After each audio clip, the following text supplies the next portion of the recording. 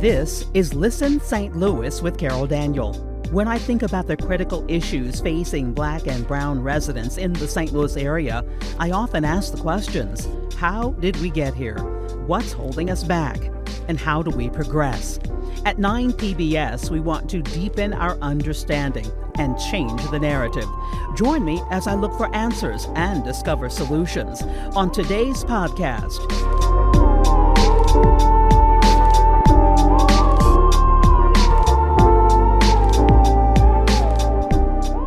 Today on Listen St. Louis with Carol Daniel, if Mexico is the only country you think of when you think of Hispanics, think again.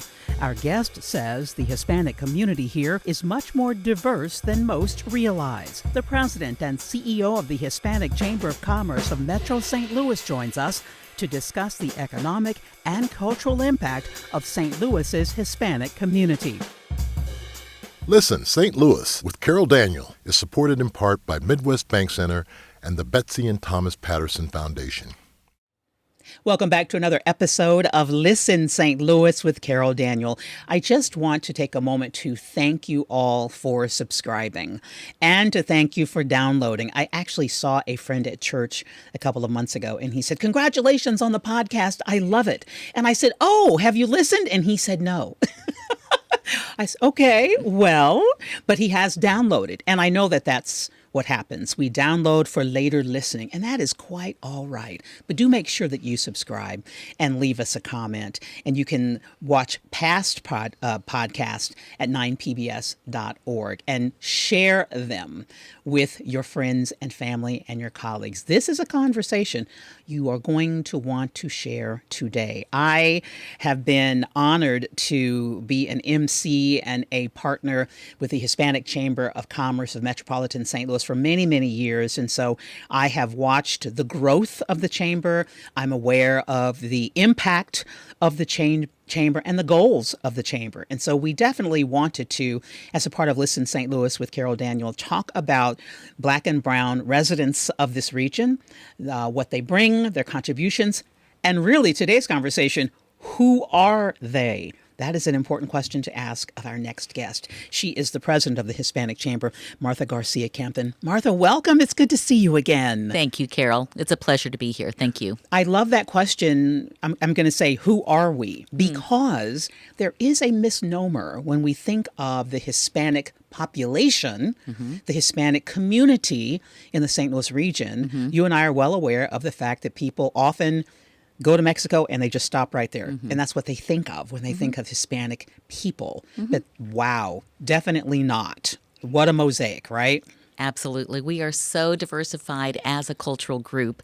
And Hispanic, the actual label Hispanic was actually first introduced to the census, U.S. Census, in 1980. 1980. So prior to that, there was just lots of different ways to call our group.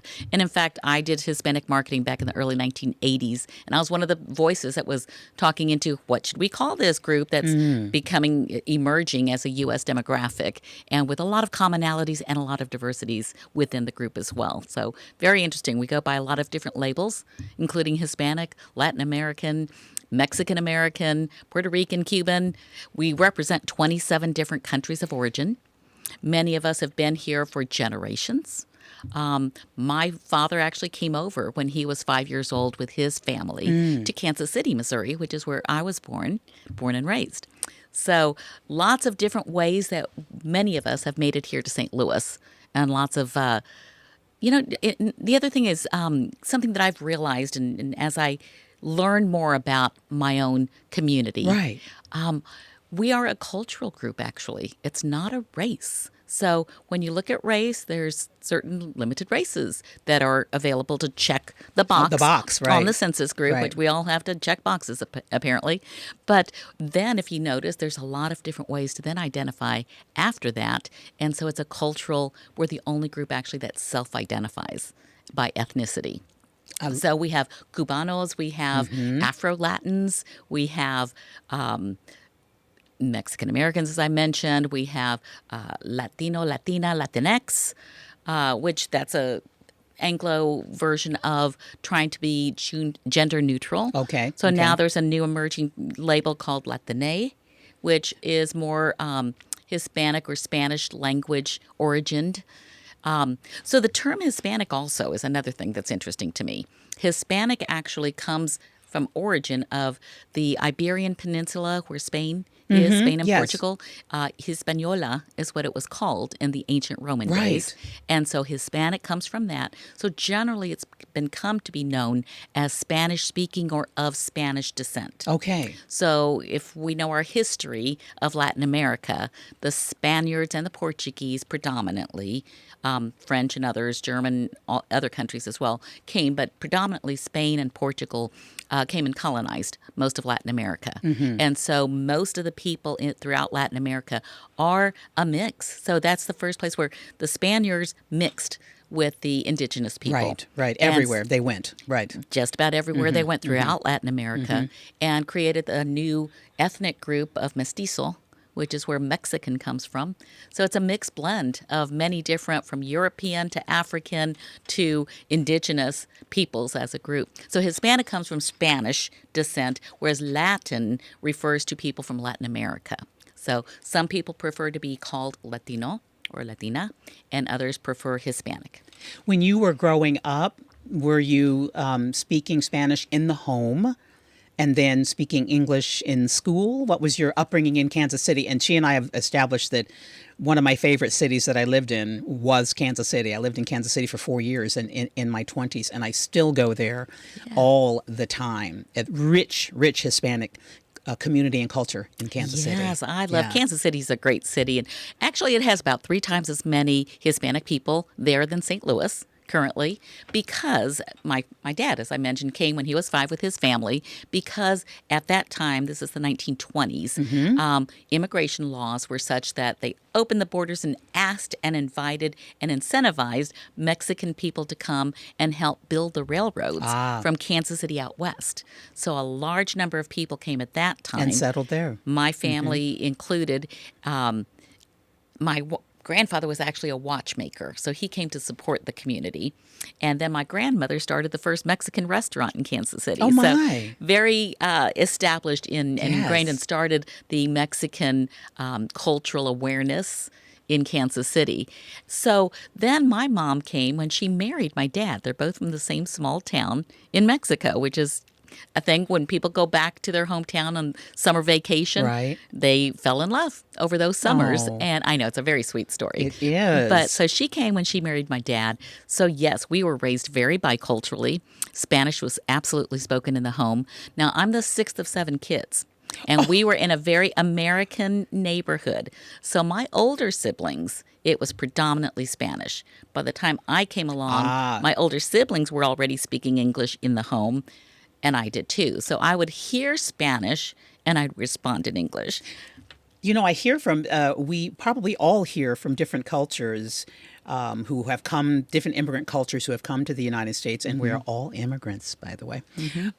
Yeah. And they would talk about not wanting to bring their friends over because the food that their parents and the way that their parents spoke and the way their parents dressed, that maybe they were embarrassed and they did not necessarily, trying to assimilate was a difficult thing for every 10, 11, 12-year-old. Absolutely. What was it that is. like for you growing up in Kansas City, that part of your life?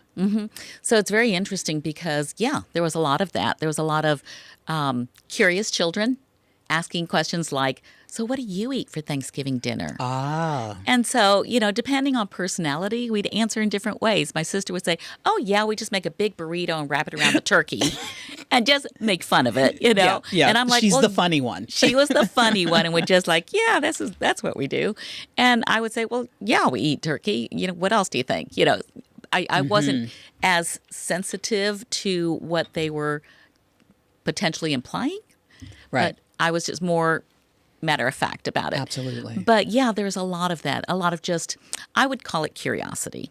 I prefer to call it curiosity. She's because a it's glasses not half knowing. full person over I here. absolutely am. Absolutely am.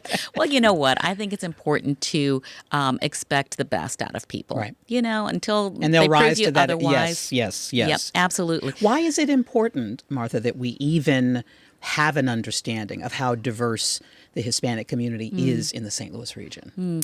I think it makes us all richer. I think it enriches our sense of humankind. There's a lot of variety within all of us, even within our own cultural groups. Right, for sure. So, yes, the diversity within the Hispanic community, for sure, in the Latino community, because of all the different countries of origin. And the Cubanos come and they bring a different kind of Spanish and different kind of food and different kind of music. And so do the Puerto Ricans and the Mexicans. But here's the thing. It's really important for us all. We all enjoy and celebrate one another. We all enjoy and celebrate the differences between us, as well as then what we have in common. So that's the beautiful thing. In fact, we have a new Hispanic flag this year. Yes, I don't know. Okay, right. which unifies us. Mm-hmm. Good. I just love that it originated here in St. Louis, because St. Louis is not where people would think Hispanics are growing and bursting and innovating. And coming on purpose. Yes. And establishing. And right. that's the difference. So the diversity of our culture group is coming from a variety of places. So most St. Louisans who are of Latino or Hispanic descent or origin come from other parts of the United States. Okay. They're all right. coming from California, Texas, Florida, Chicago, New York, Miami, and they're coming because we're affordable, because we've got a good quality of life. I've had several people that I've met who are new to St. Louis from elsewhere, L.A., Miami, saying because it's safe here. So And isn't that interesting to say? I love advancing that because that is a paradigm, right? It all depends on where you're coming from. And if it's a person who's coming from a country who has experienced gang wars. Right, Guatemala. Exactly. And they come here and, there aren't people with machine guns on every corner. This is a great place. Right. So that's a lot of the beauty, I think, of the diversity of our group here. And I think that's why it's important for us to recognize that there's a lot of positive influx, a lot of positive attitudes, beliefs, dreams, expectations, aspirations. We're here to contribute to the city. We are here to help make the city better. In fact, we're helping reverse that demographic trend, For sure. which is the decline. And I was going to ask you about that because what we are seeing is and I wrote this down, the growth, 40% increase in the Hispanic population in the last decade, according to the City of St. Louis census figures. That's happening for a variety of reasons. And I wanted to ask you if you believe that St. Louis is welcoming. You talked about cost of living and safety. Is St. Louis welcoming? I believe we are becoming much more welcoming. And I'll speak from my own experience a little bit. So I came to St. Please. Louis in the 1980s. When I married my college sweetheart, we both went to Southeast Missouri State. Cape Girardeau. Cape Girardeau, where most of the St. Louisans, or just about all the student population. Another thing we was have from in St. common. Louis. I met my husband in Cape Girardeau. Go ahead. Go Oh, ahead. my goodness. See? Okay, there we go. So I say, in fact, I have a joke here that those of us who are here because of our significant others or a really good friend who had us stay here, I think we're going to start a support group because we all chose because of a person. So I think that's interesting. But You came here in the 80s. Came here in the 80s, and I came from Kansas City, so I had been doing Hispanic marketing work. And so I'd been going around the country to predominantly the Southwest and Chicago, New York, Miami, those areas where there was a density of Hispanic populations for my company. And then I came here to St. Louis. We kind of had a bet, like who would get the better job, him in Kansas City or me in St. Louis, and I won. Yay. So I'm here in St. Louis. But after I worked for a couple of companies, I decided to start on my own. And I wanted to get back into Hispanic marketing, or at least some kind of cultural diversity. And St. Louis was not ready. It just was not ready. Most companies, or if they knew about a Hispanic population that they may want to market to, they had agencies in San Antonio or New York or Chicago. So St. Louis just wasn't ready to consider being welcoming to new immigrants because they didn't see them. So really, Even though you're saying they knew that they were here. But back then, and really, I've heard 48% growth in the last 10 years, which is And so it's been recent history, is what I Okay. want to say. Okay. So back Okay. in the early days when I've been here, not a whole lot of welcoming. I didn't feel like I was really part of the St. Louis business climate. I had my own business, but I was more regional and across the United States than really doing business here in St. Louis. But now that I'm in the last, I would say 5 to 10 years, in the last 5 to 10 years, I would say St. Louis has made a real effort to become more inclusive, to be more welcoming. I wonder how much of it is from that COVID 2020. I call it the age of racial awakening, and awareness, where people just in general were saying, "Oh, we need to Oh. think differently. We need to be aware of some things that we weren't aware of." And I don't know if we fall under that or if it's also that and the growth of Right, the just the Hispanic sheer community, numbers. just that there's more of us. But here's the thing, Carol. Unlike Kansas City, where we have the West Side and Southwest Boulevard, and if you Right. want to get some good, Latino food, you go to the Boulevard, to the Southwest Boulevard. Here in St. Louis, we don't really have that one Okay. place or that one community. We've got pockets. And all over. Pockets of communities. So we have a Lady of Guadalupe church community now. We have a St. Cecilia church community now, which is generally how the community, the Hispanic Latino groups tend to grow, is around a church or a parish. And then also around the work opportunities. And does that make it a greater challenge because there isn't a boulevard, there isn't a West Side? Yeah, I think it's kind of it's the best and the worst of recognizing our community because we're everywhere. We're in Florissant, yes, but we're also in St. Charles County. We're also in South County, which I've heard that's one of the fastest growing in Hispanic population out there. Which when you go from zero to something, it's going to be Sure. a high percentage. Yeah. The Metro East, lots of Latino communities there. In fact, Fairmont City has one of the highest populations of absolutely. Hispanics in the area. There are great restaurants and Yeah. combo restaurants and Yeah. stores Yes. all over Yeah, Fairmont those City. fusions are happening, Yes, right? yes, I love yes, that. Yes. yes. But so we're everywhere. And so it's hard to say, Okay. well, see where we are. But I see it as a strength also because you talked about assimilation and acculturation. And that's something that when I present professional development courses that I've been doing for a long time with this cultural marketing work and communications I've been doing, that's always the challenge question I throw out. I ask them, is it better to acculturate or assimilate professionally? And so we have great discussion around that. Great discussion. Because, And explain, because we understand assimilation, acculturate. well, the way acculturate. I use it is bringing my culture forward Got it. into the norm. I like that. I would say that's better. And that's what we all But want that's to me do. at 61. And Right. And maybe that- I wouldn't have said that at 25. I don't know. So that's a valid point because we're talking professionally. Right. And we're talking job, income. Yeah. And I have to have this job in order to make an income that I need to provide for my family. So how do I elevate? So how much do I acculturate or bring something in versus how much do I just go with the flow and into the norms of the organizational culture? And so from the chamber's perspective, and I want to go back to the role that I've been able to play, been asked to play, being a part of the Hispanic Chamber, the Adelante Awards. Yes. Thank you. Forward is what Adelante means. And it's been, I remember saying to my husband after the first one that I went to, because I think it's 6 or 7 years for me, I have no idea, that my eyes were just wide open. I could not believe the level of togetherness, the level of entrepreneurship, and because that's what it's all about, really Right. honoring the business of the year and then a variety of honors being given. But just a remarkable show of support for one another and encouragement. Every year there's a great speaker who's leaving everybody with a charge and a call to action. Yeah. And so being in that room enabled me to see what is happening in the community. And it is about that. You said 5 or 6 years or so of that growth.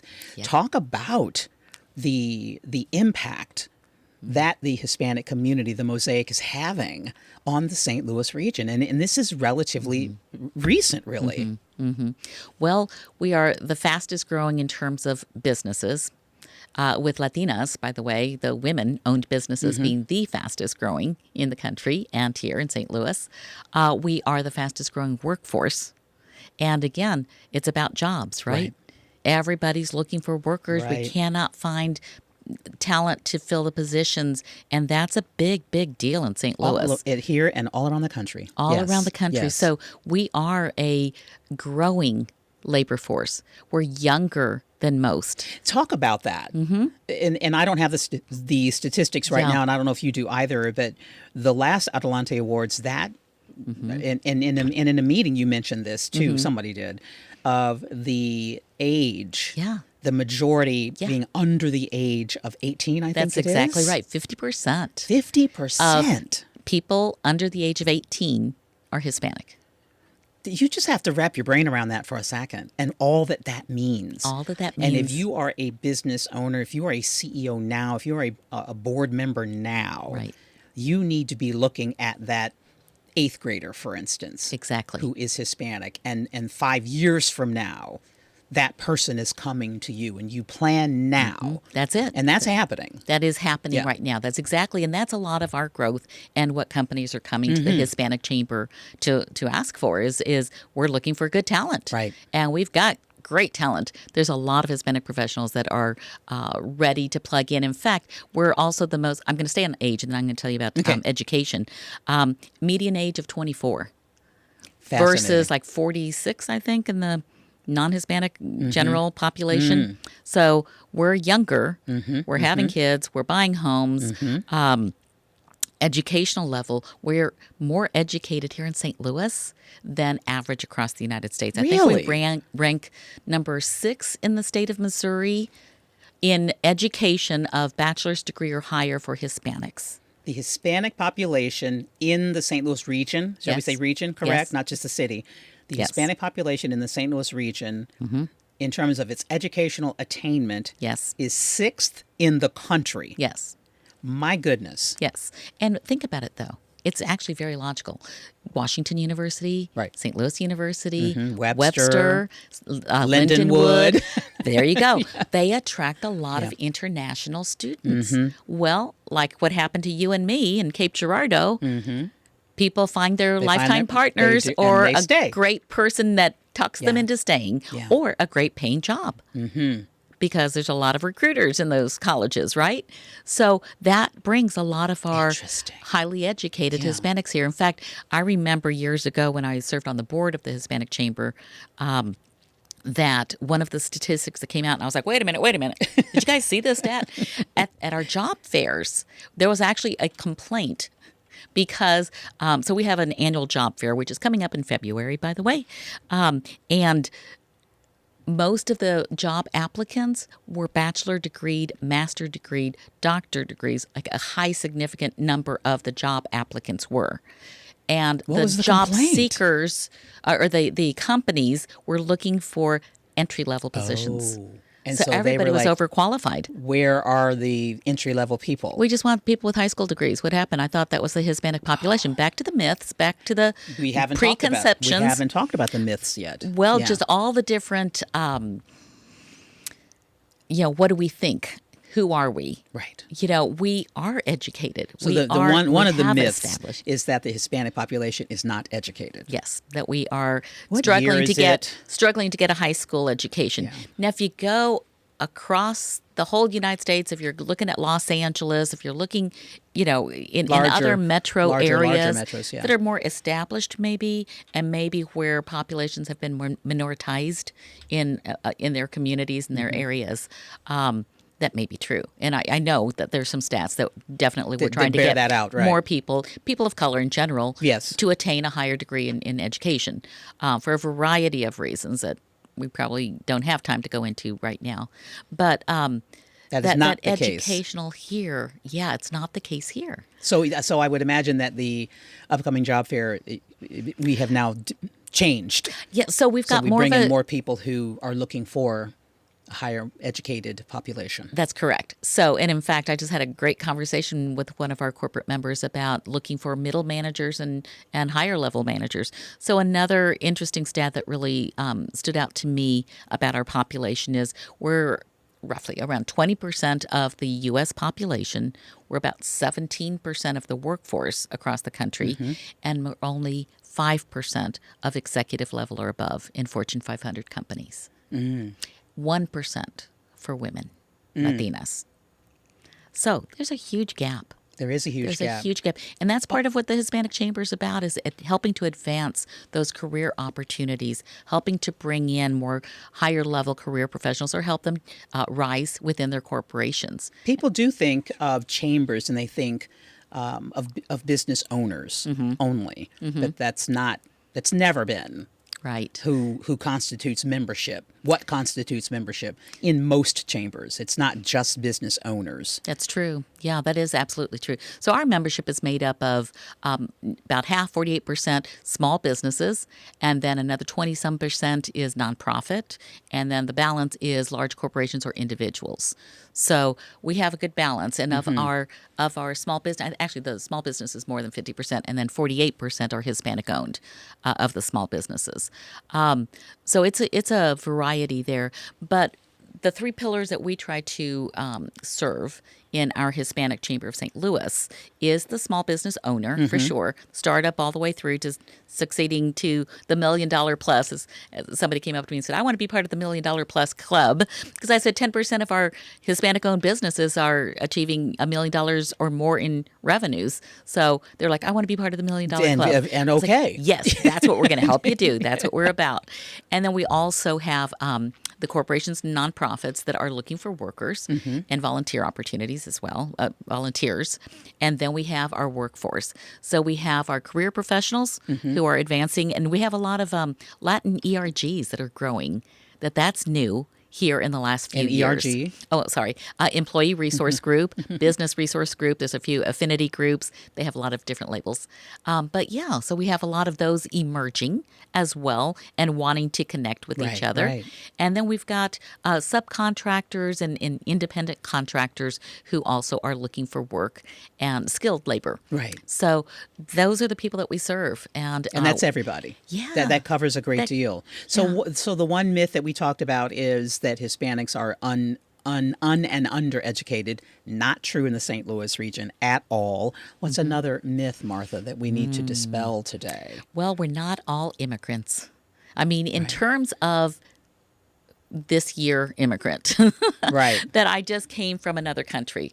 We are not. Many of us, as I said, have come from other parts of the United country. States, right. Many of us, most of us, near 70% of the St. Louis Hispanic Mexican population are citizens, are of this country that are here in St. Louis. So there's 30% who are foreign born, which may include international students. And there's in that 30% are people from other countries. So many of us are American citizens and have been for a while. So that's something else, that we're not all just fresh immigrants that just came over. Yeah. So I think I think it's important to just advance that, because there's so much rhetoric, and I guess I'm anticipating in this next year that there's going to be more about illegal aliens and Right. all the immigrants that are just trying to come over our borders. And it's like, that is true, but you know what? They're not all from Latin America, by the way. They're from a wide Other variety countries. of countries Other around the countries. world. Yeah. And there's many of us who are from the United States and born and raised here. Also, another myth is not everybody speaks Spanish.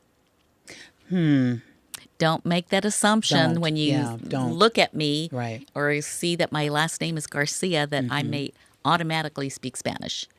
So it's typically true. We do love to speak Spanish. Like I told you, I was raised speaking English and Spanish. Right. And I do love to speak Spanish. That's one of the reasons I became a member of the Hispanic Chamber, because it gave me that To opportunity. speak Spanish more, Yeah. right? Yeah, I was living in St. Charles County, so I didn't have much opportunity at all to speak Spanish. So it offered me that opportunity, and I do love to, but we shouldn't make that assumption At all. at all. How about we make no assumptions? There you go. I love that even better. Not I one. love that even better. I was in the elevator the other day, and someone asked me, she said, "Where are you from?" And I just let, others have said that they've heard, "What are you?" as a question. Oh. So that would be a please don't do. Yeah. But where Okay, let's be clear. I want to be so very clear, because clarity is one of my foundational principles. If we get clear about whatever it is, even even yourself, you'll have a more full life. I love that. Do not ask someone, "What are you?" My response would be, "I'm human. Exactly. I'm a human. I'm a human girl. I'm a woman." Yes. But don't ask that. If you want to know where I am from, and when I tell you Fort Leonard Wood, Missouri, and when you say Kansas City, do not come back with "No, but really, where are you from?" Now, if somebody, you just get to the question. Yeah. If you're going to ask me, "Are you American?" I might be slightly offended by that as well, but I imagine that's what people kind of really want to know. Yeah, the thing is, so on the other side of it, on this side of it, we can't assume what people's intentions are. And I just had that discussion on Friday with a group of Hispanic Leadership Institute student participants. Don't assume that they have the worst thought in their mind about you. But can I assume they're rude, Martha? Can I assume that they're being rude? Well, back to that original, the glass is half full. I would prefer to think they just don't know. Okay. So, Martha's here to teach me too. We're talking about myths, and we're talking about misperceptions, and really, when you break it down, it's bias, it's stereotyping, it's lack of knowledge and information. Which is, I know what this is about. For sure. It absolutely is. About is. Advancing just accurate information. Awareness, right. And all bias has a negative connotation, but all bias doesn't come from a negative place. Right. So that's what you're saying. We cannot assume. Yeah. Let's not assume a negative connotation or negative intention. Exactly. And let's just clear the air. Yeah. We can. I know that I've heard from a variety of people who are nervous to have like this conversation. They're nervous to have it. Yeah. And don't be nervous. Right. So generally, and I know I learned this firsthand and helped others learn it through 2020 and 21, 22, that really when, number one, you've established some sense of relationship. Yes. Initially. Let's do that first. Let's do that first. That's the way to go. Not that you have to be best friends and know everybody's, personal story, but just establish human to human relations. And then if you're curious truly and you would like to know, ask the direct question. Right. But do it in the context of sensitivity around that relationship. Right. And be okay with, if you don't care to answer, that's okay with me. Have that sensitivity as well. Yes. People may not want to disclose. I don't want to let you know if I speak Spanish or not. It's a personal choice, right? Because we're asking about another person, and it's always a personal choice in that way of what we choose to communicate. So, we're here in St. Louis, and I've been in St. Louis for a long time, Carol, and I have to tell you that right now in this position as the president of the Hispanic Chamber, I am seeing that we have more people who are earnestly and in a positive way curious. They want to learn. They want to know more. They want to know how to do it right and well. They want to know how to communicate well and not miscommunicate or misrepresent. So, that's we're a good learning. Thing. We're learning. We are in a good place right now. We're in a good moment. I believe we are. Yes. I really do. I really am very optimistic and positive about where we are at this point in time. I think we've come through a lot of rough patches, and I hope that St. Louis in general has learned from lots of things that have gone on around the country and are going on in different parts of the country, that we can choose to say we want to do it a little bit differently We here. want to be better. We want to be better, and we can't be better unless we're better together. And we have the opportunity right now with the Hispanic population growing at this point. And contributing. Oh, you asked me about economic contributions, and I think I went off on a different tangent. But no, there was no tangents here. This is a great conversation. And, Thanks. And that definitely is one of the things that we wanted to discuss, not just answering the question, who are we? Who are you? Yeah. Where are you from?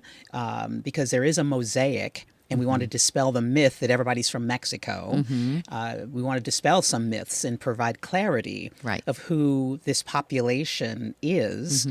And when you say growth, people just think, they might think of border and they might think of immigration. But we're talking about growth in impact, growth in influence, okay, and right. growth in awareness.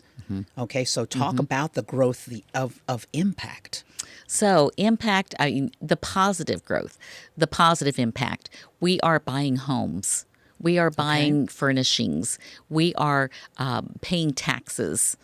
We are contributing, I think the number I heard was $900 million in home loans just in the last few years, like in a short period of time.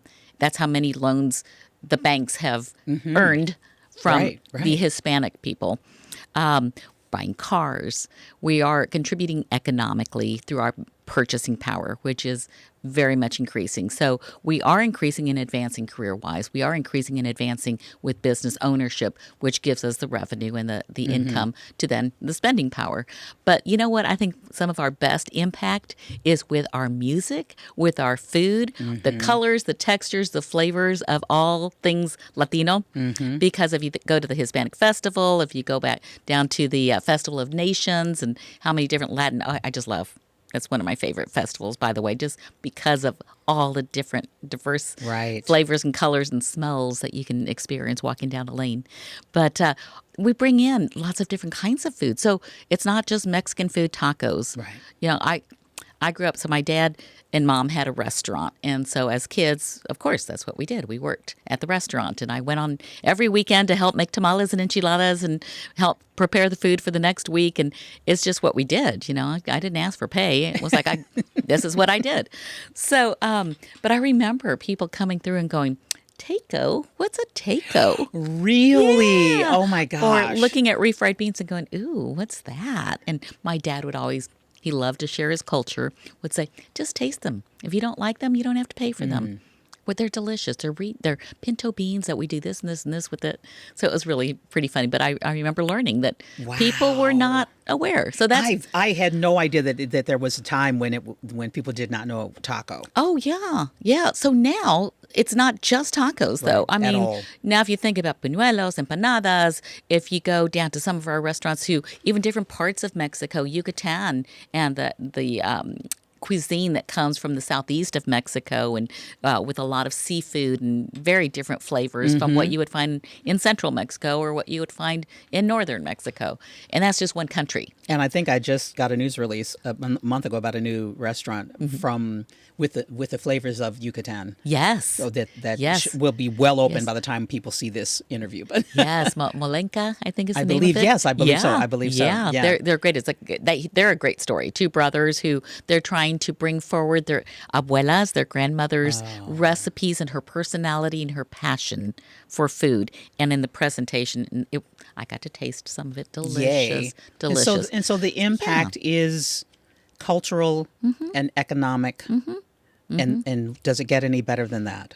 I think those are all great contributors. And then youth. We're bringing in youth. Right. So at a time when St. Louis's demographics are declining. Because of population loss, and let's be clear, I know, and I've talked to the St. Charles County executive on many occasions, and they are very proud, as they should be, of being the fastest growing county in the state of Missouri. And yet, as a region, we're basically just shifting the puzzle pieces around, the chess pieces around. People are leaving St. Louis City and St. Louis County and moving to St. Charles County. So as a region, we have lost about 10,000. So we're not growing. We're shrinking as a region, except for the Hispanic population. That's right. Yeah. So that's a huge contribution that we're making is in demographics. And that's a positive thing. Again, workforce, that's a positive impact. All of these are positive contributors as well as the fun diversity. What would you say, Martha, and she and I could talk for hours, but what would you say are some of the challenges? We talked about myths, but what are some of the challenges? If St. Louis is a welcoming place and it's safe to many coming from various Hispanic countries, and economics are such that you can afford a home here, and you can't do that in LA, right? Right. What are some of the challenges that the Hispanic population is facing? Well, I think uniquely it's language barriers. Okay. So while I will make a strong case for there's many English-speaking people, and in fact, I think in our own membership, we're doing a survey of our Hispanic business owners, and let me see if I can remember this right. Nearly half are bilingual, or 60% are bilingual, and then it's like balanced out between prefer Spanish, prefer English. Okay. Okay, so even with bilingual, I'm bilingual. If you speak to me in Spanish, that is a preference. Or radio stations or television commercials in Spanish will perk my ears.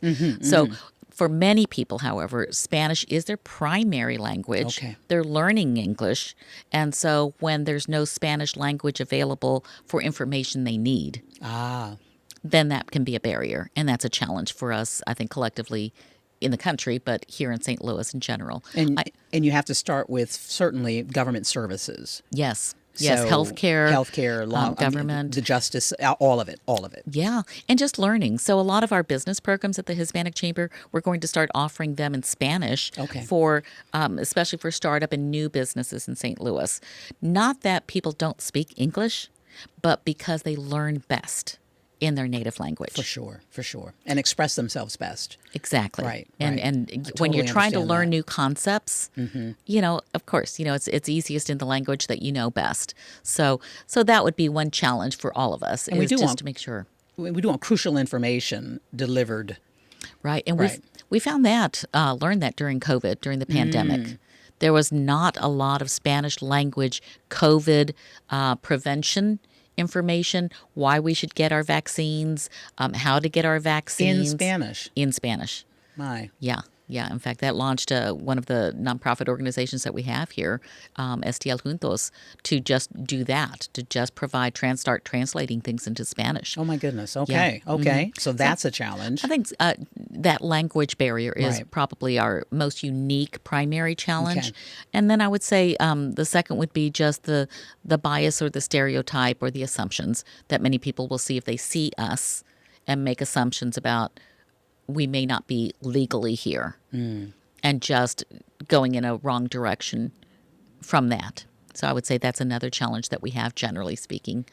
What are some other challenges that we have? Let's I'm see. glad that you can't just readily, because there's so much in the contribution pot that you can't readily name 15 challenges. Yeah, that's good. Yeah, you're right. I would say in education, perhaps, that is an actual issue for some of our students who might be from other countries, maybe the DACA kids.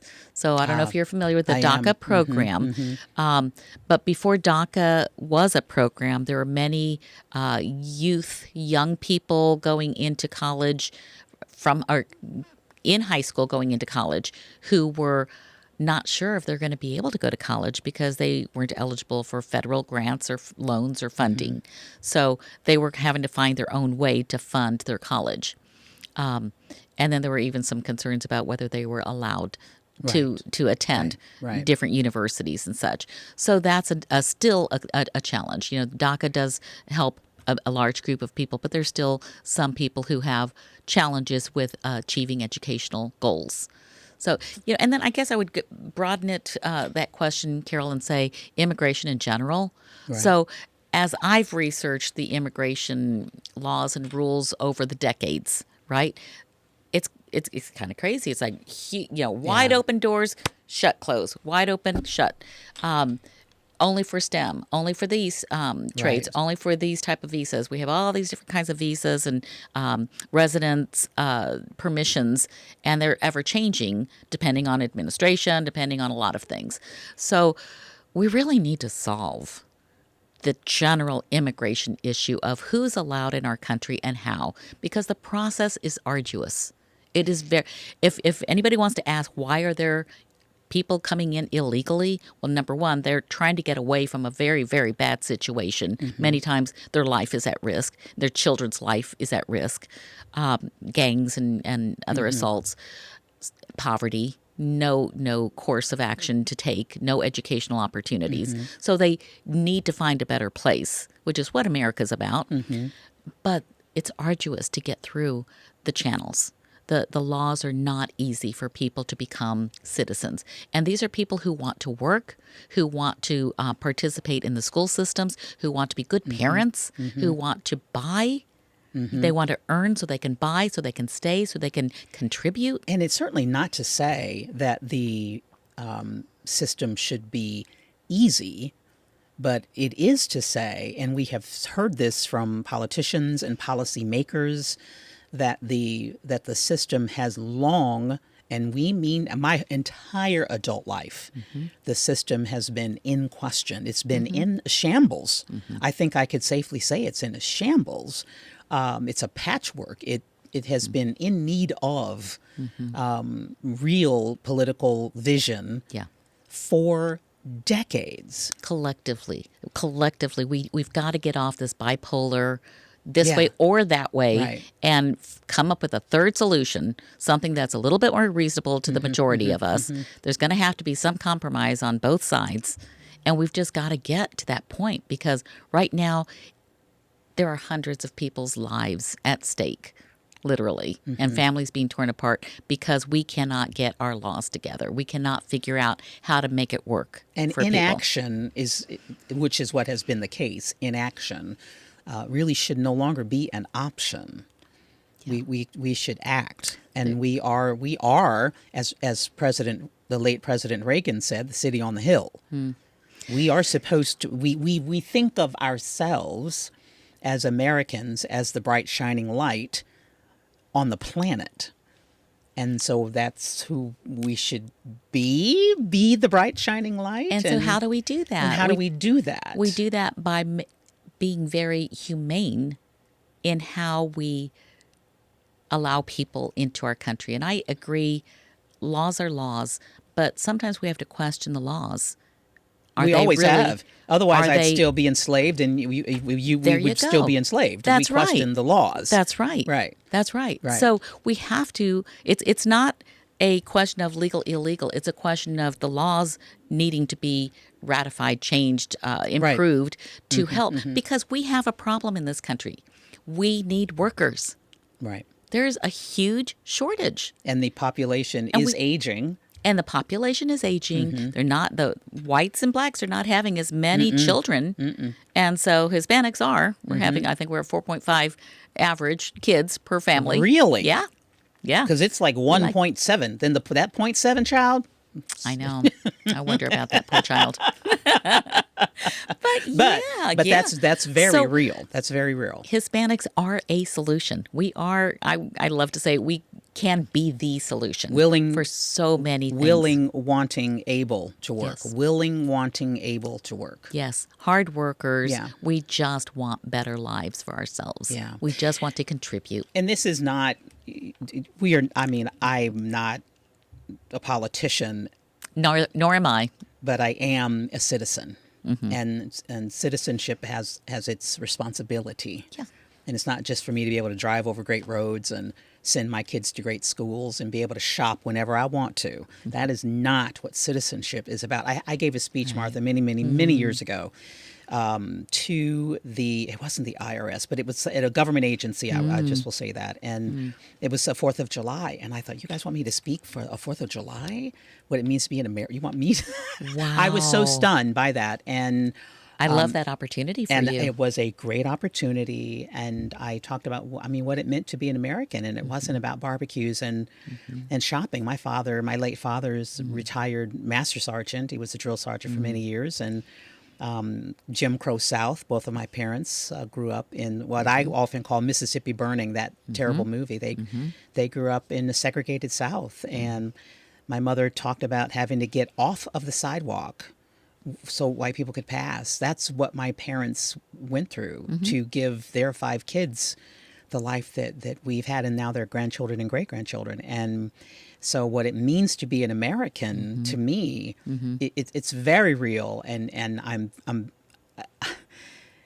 very passionate about that. But it looks different I know that it looks different than what other people may think it means to be an American. You mentioned shut doors and open doors, and it doesn't mean that to me. And being a light, the city on the hill, being a light means something different to me as well. So, but my point is, and I don't want to go on a tangent myself on my own podcast, but I'm not. This is not a political conversation, I guess is what I'm trying to say. It's not a political conversation.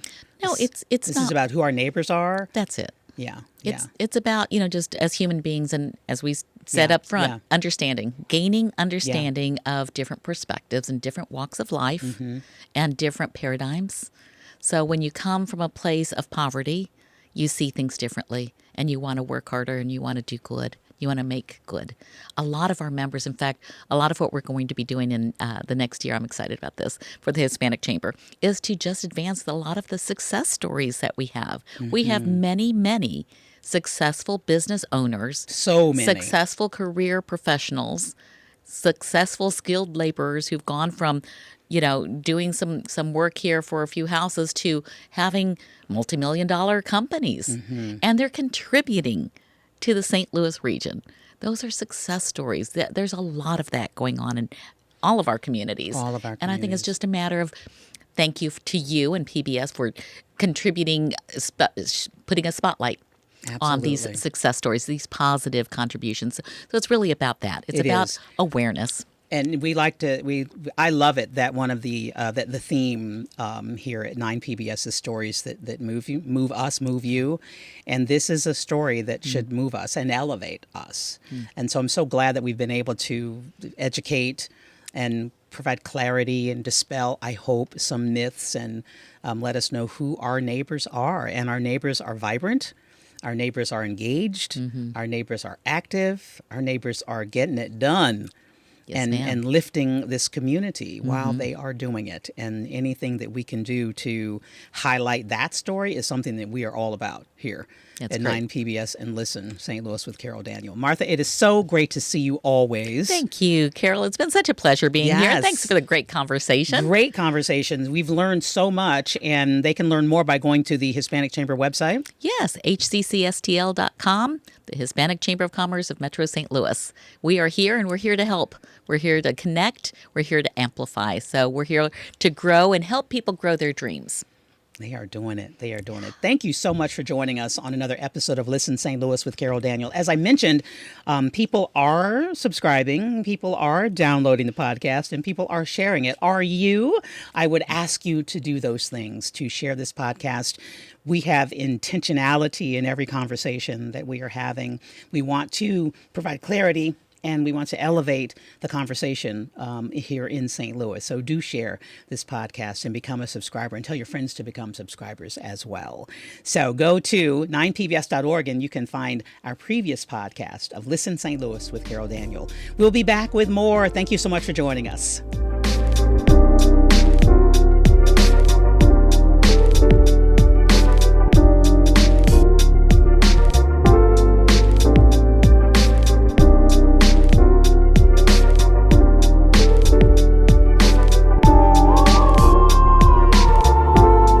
Listen St. Louis with Carol Daniel is supported in part by Midwest Bank Center and the Betsy and Thomas Patterson Foundation.